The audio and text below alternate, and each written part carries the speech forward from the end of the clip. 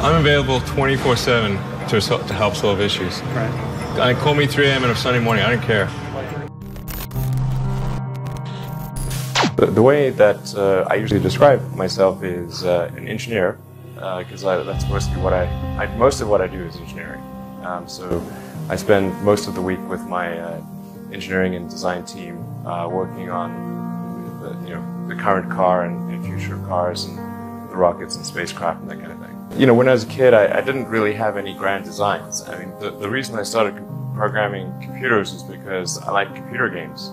And I play lots of computer games, and I learned that if I wrote software and sold it, then I could get more money and buy better computers. So it wasn't really, with some grand vision or anything. When I was growing up, I'd read lots of books, and they were very often set in the United States, and it seemed like a lot of new technology was being developed in the United States. So I thought, okay, I really want to work on new technology, so I want to get to Silicon Valley.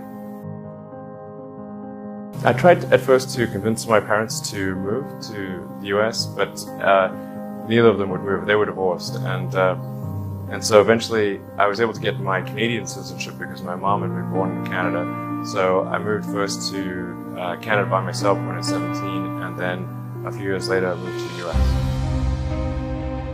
The reason I came out to Stanford was actually to work on energy storage technologies for electric cars. That summer of '95, I was looking at the internet, and it seemed to me like the internet was going to have a big effect on humanity.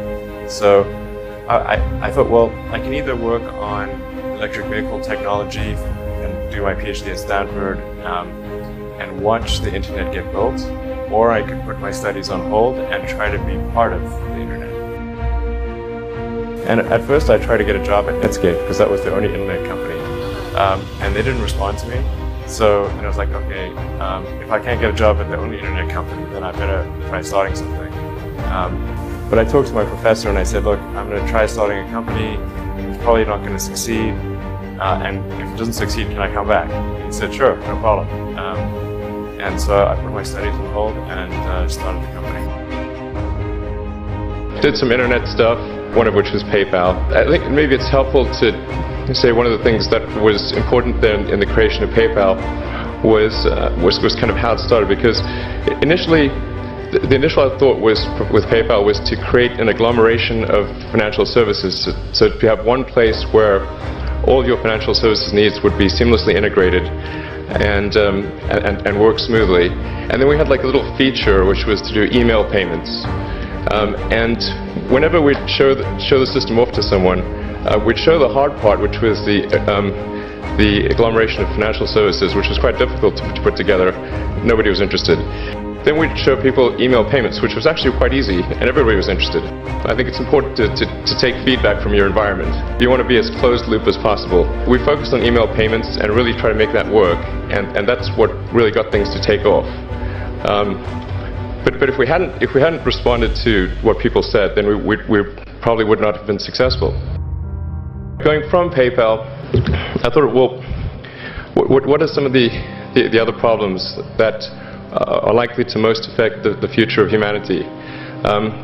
It really wasn't from the perspective of what's the rank-ordered best way to make money, which is okay, but it was really what I think is going to most affect the future of humanity. So I think the biggest terrestrial problem we've got is sustainable energy, but the production and consumption of energy in a sustainable manner. If we don't solve that this century, we're in deep trouble. And then the other one being the extension of life beyond Earth to make life multiplanetary.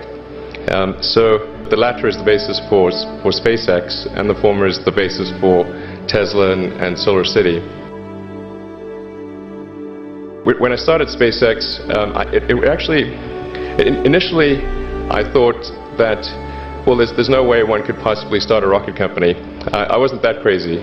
But then I thought, well, what is a way to increase NASA's budget? That was actually my initial goal. So I actually went to Russia 3 times to look at buying a refurbished ICBM. I can tell you it was very weird going there in late 2001, 2002, going to the Russian rocket forces and saying, I'd like to buy two of your biggest rockets, but you can keep the nuke. They thought I was crazy, but I did have money, so that was okay. Particularly if you're starting a company, you need to work super hard. So what does super hard mean? Well, when my brother and I were starting our first company, instead of getting an apartment, we just rented a small office and we slept on the couch. And we showered at the YMCA, and we're so hot up we had just one computer. So the website was up during the day, and I was coding at night. 7 days a week, all the time. Briefly had a girlfriend in that period, and in order to be with me, she had to sleep in the office. So work hard like every waking hour. That's the thing I would say. You do simple math. You say like, okay, if somebody else is working 50 hours and you're working 100, you'll get twice as much done in the course of a year as the other company. Work like hell. I mean, you just have to put in, 80 to 100 hour weeks every week. And then all those things improve the odds of success. If other people are putting in 40-hour work weeks and you're putting in 100-hour work weeks, then even if you're doing the same thing, you know that in 1 year you will achieve what they achieve. You will achieve in 4 months what it takes them a year to achieve. Then it's just you have to apply a lot of hours to actually working. So the way I generally do it is I'll be working at SpaceX on Monday, and then Monday night fly to the Bay Area, spend Tuesday and Wednesday at the Bay Area, then at Tesla, and then fly back on Wednesday night, spend Thursday and Friday at SpaceX. In the last several months, then I would fly back here on a Saturday and either spend Saturday and Sunday at Tesla or spend Saturday at Tesla and Sunday at SpaceX. So 7 days a week, sleeping in the factory. I worked in the paint shop, general assembly, body shop. You ever worry about yourself imploding? Like it's just too much? Absolutely. No one should put this many hours into work. This is not good. And people should not work this hard. They should not do this. It's very painful. Painful in what sense? It hurts my brain and my heart. This is not recommended for anyone. I just did it because if I didn't do it, then Tesla, good chance Tesla would die. I gave basically both SpaceX and Tesla from the beginning a probability of less than 10% of likely to succeed. In the beginning, I wouldn't even let my friends invest because I didn't want to lose their money. I thought it was like, I'd rather lose my own money. We almost did die at SpaceX, actually. So I budgeted for 3 flights. I mean, technically, I did have a plan where I had the money from PayPal. I had like about 180 million from PayPal. And I thought,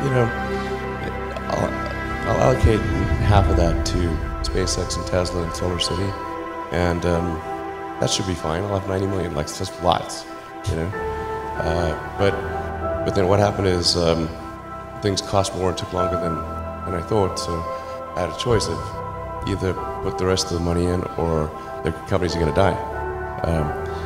And it's like, so I ended up putting all the money in and borrowing money for rent from friends. If you want to try to come up with an innovative breakthrough, that's going to be how it is. Anything which is significantly innovative is going to come with a significant risk of failure. You've got to take big chances in order for the potential for a big positive outcome. If the outcome is exciting enough, then taking a big risk is worthwhile. It's really how I approach it. But then once executing down a path, I actually do my absolute best to reduce risk, or to improve another way of saying it, to improve the probability of success, because when you try to do something that is very, very risky, that you have to spend a lot of effort trying to reduce that risk as you embark down that path. I mean, I think I'm kind of constitutionally just geared to just keep going. I don't know. Yeah, I mean, I don't know. I mean, certainly there are times when things don't go well, and then that's quite dispiriting for sure. And so then it's difficult to proceed with the same level of enthusiasm. But I do think the things that we're doing are pretty important to the future. And if we don't succeed, then it's not clear what other things would succeed. And if we don't succeed, then we'll be certainly pointed to as a reason why people shouldn't even try for these things. So I think it's important that we do whatever is necessary to keep going. So how do you keep your focus on the big picture when you're constantly faced with, we could be out of business in a month? Well, it's just a very small percentage of mental energy is on the big picture. Like you know where you're generally heading for, and the actual path is going to be some sort of zigzaggy thing in that direction. You try not to deviate too far from the path that you want to be on, but you're going to have to do that to some degree. One of the most difficult choices I've ever faced in life was in 2008. I think I had maybe $30 million left, or $30 or $40 million left in 2008. I had two choices. Put it all into one company, and then the other company would definitely die, or split it between the two companies. But if I split it between the two companies, then both might die. And when you put your blood, sweat, and tears into creating something, or building something, it's like a child. It's like, which one am I going to let one starve to death? I couldn't bring myself to do it, so I split the money between the two. Fortunately, thank goodness, they both came through. Was there any great failure that you think you have had? Well, I certainly have lost many battles. So far, I've not lost a war, but I've certainly lost many battles. Yeah, more than I can count, probably. I mean, we had many, at Tesla, we came many times close to bankruptcy. In fact, at the end of 2008, we were only a few days from bankruptcy. It was literally 2 days, 3 days maybe. I was curious in general, what do you think of the Silicon Valley mantra, fail fast, fail often, or as Esther Dyson says, always make new mistakes, as if failure is the crucible of learning? I'm curious if you had any further thoughts on that, and that maybe off-the-cuff comment you made out there.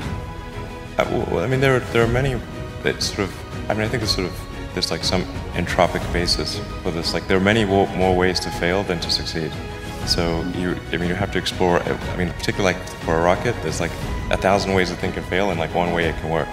So you could have a lot of rocket failures to explore all the ways in which you can fail. But I do think that one great thing about Silicon Valley is that failure is not a big stigma. So it's like if you try hard and it doesn't work out, that's okay.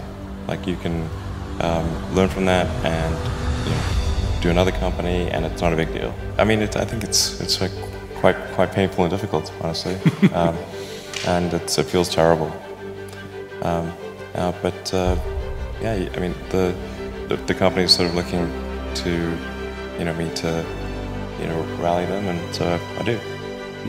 But I honestly feel super bad. Space is hard, and rockets tend to fail, unfortunately. Even when you've got like a lot of really smart people working super hard to minimize the probability of failure, it's still there, and it's quite significant. And people have asked me like, well, why are rockets especially hard?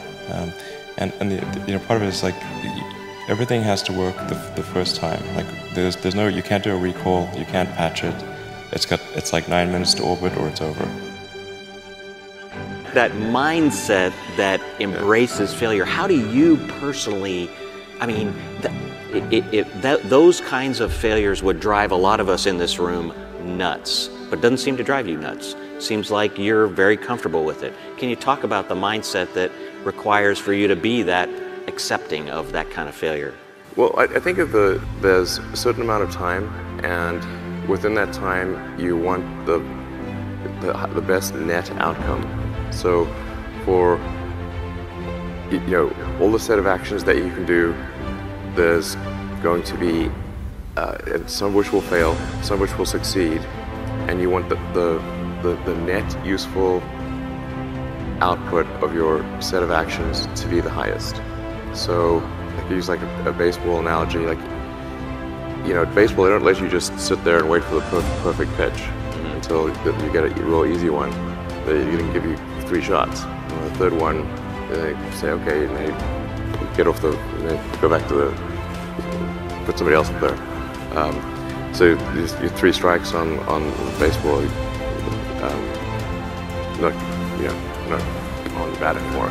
So what you're really looking for is like, what's the batting average? You know, how you doing on score?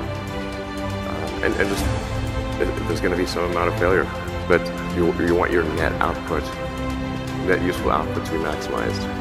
Failure is essentially irrelevant unless it is catastrophic. For SpaceX, the first 3 launches failed, and we're just barely able to scrape together enough parts and money to do the 4th launch. If that 4th launch had failed, we would have been dead. So multiple failures along the way. I tried very hard to get the right expertise in for SpaceX. I tried hard to find a great chief engineer for the rocket, but the good chief engineers wouldn't join, and the bad ones, well, there was no point in hiring them. So I ended up being chief engineer of the rocket. So if I could have found somebody better, then we would have maybe had less than 3 failures. How do you think about making a decision when everyone tells you this is a crazy idea? Or where do you get the internal strength to do that?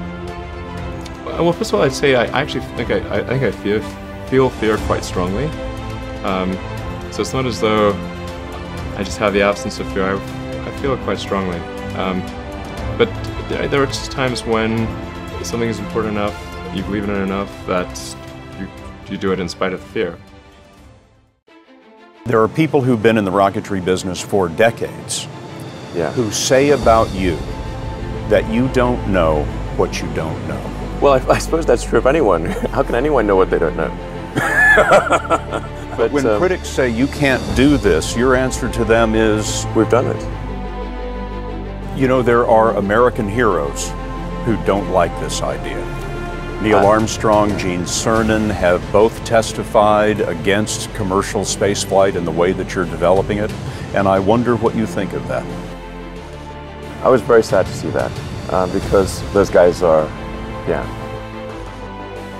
you know, those guys are heroes of mine, so it's really tough. You know, I wish they would come and visit and see the hardware that we're doing here, and I think that would change their mind. They inspired you to do this, didn't they? Yes.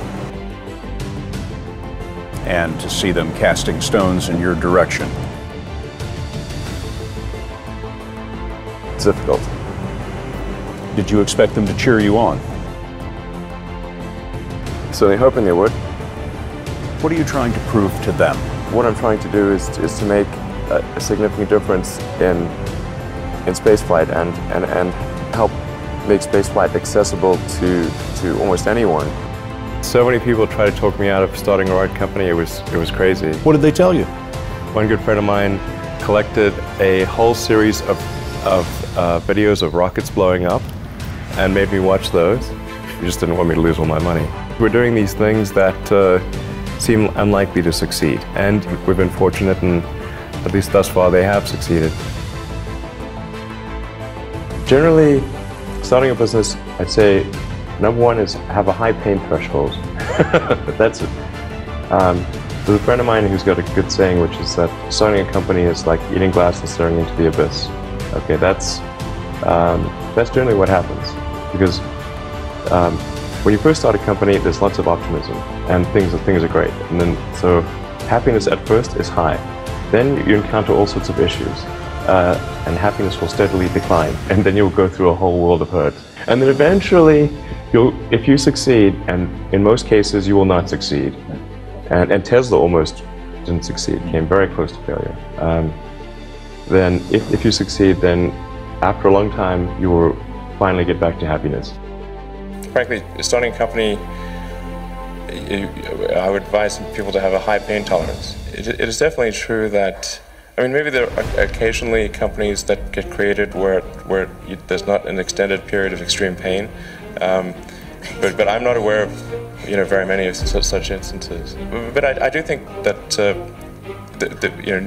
new great entrepreneurs are born every day, and we'll continue to see amazing companies get built. But I would definitely advise people who are starting a company to expect a long period of quite high difficulty. It's really not that fun. I mean, there are periods of fun, and there are periods of where it's just awful. And particularly if you're the CEO of the company, you actually have a distillation of all the worst problems in the company. There's no point in spending your time on things that are going right. So you only spend your time on things that are going wrong. And there are things that are going wrong that other people can't take care of. So you're like the worst. You have a filter for the crappiest problem in the company. The most pernicious and painful problem. I think you have to feel quite compelled to do it and have a fairly high pain threshold. I mean, as long as people stay super focused on creating the absolute best product or service that really delights their end customer, like if they stay focused on that, then basically if you get it such that your customers want you to succeed, then you probably will. If your customers love you, your odds of success are dramatically higher. For somebody who's just starting out as an entrepreneur, I think the internet is a great place to start. Because if you're just starting out, unless you've got a ton of capital that somebody gave you or you inherited or something, you have to start a company that requires a small amount of capital, where it's heavily weighted towards the intellectual capital in your head. So I think anything to do with sort of software and with the internet is a really good starting point. It would have been impossible for me to have done electric cars or rockets, right from the start, because those require money to get anything done. Being focused on something that you're confident will have high value to someone else, and just being really rigorous in making that assessment, because people tend to, a natural human tendency is wishful thinking. So a challenge for entrepreneurs is to say, well, what's the difference between really believing in your ideals and sticking to them versus pursuing some unrealistic dream that doesn't actually have merit? And that is a really difficult thing to tell you. Can you tell the difference between those two things? So you need to be sort of very rigorous in your self-analysis. Successful entrepreneurs probably come in all sizes, shapes, and flavors. An obsessive nature with respect to the quality of the product is very important. But even if you're the best, there's always a chance of failure. So I think it's important that you really like whatever you're doing. If you don't like it, life is too short. If you like what you're doing, you think about it even when you're not working. I mean, it's something that your mind is drawn to. And if you don't like it, you just really can't make it work, I think. If you're creating a company or if you're joining a company, the most important thing is to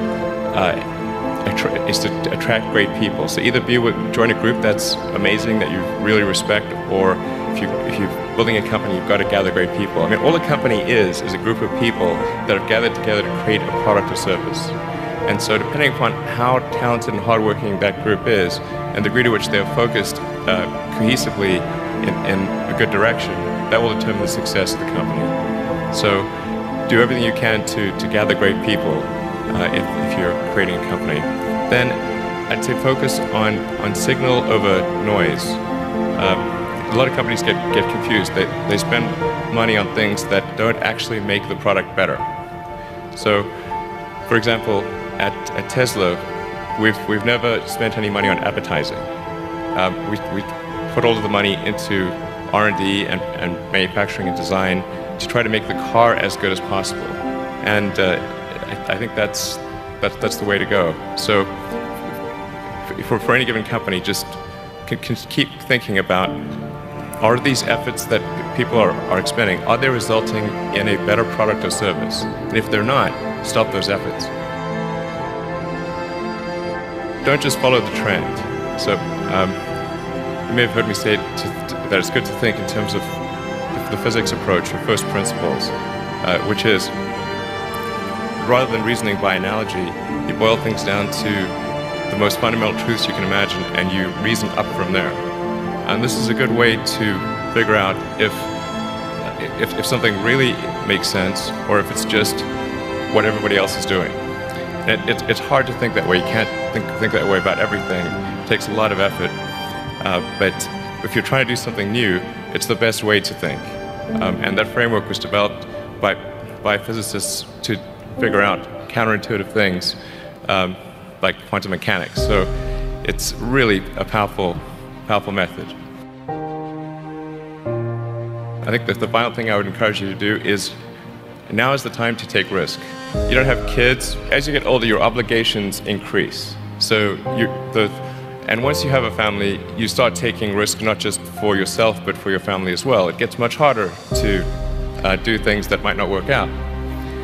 So now is the time to do that before you have those obligations. So I would encourage you to take risks now. Do something bold.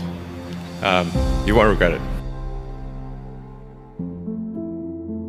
I think when I was, I don't know, 5 or 6 or something, I thought I was insane. It was just strange.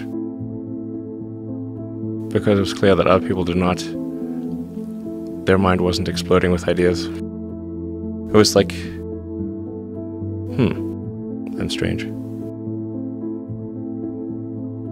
I don't think you'd necessarily want to be me.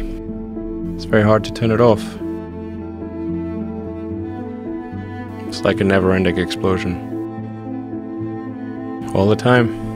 When I was a kid, I was wondering kind of what's the meaning of life? Why are we here? What's it all about? Came to the conclusion that what really matters is trying to understand the right questions to ask.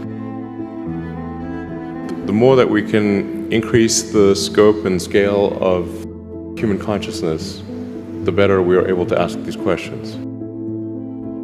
There are certain things that are necessary to ensure that the future is good.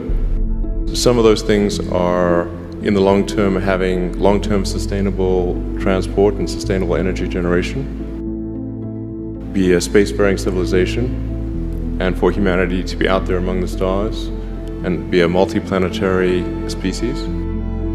Being a multi-planet species and being out there among the stars is important for the long-term survival of humanity. The part that I find personally most motivating is that it creates a sense of adventure and it makes people excited about the future. How many things can you buy that you really love, that really give you joy? So rare, so rare. I wish there were more things.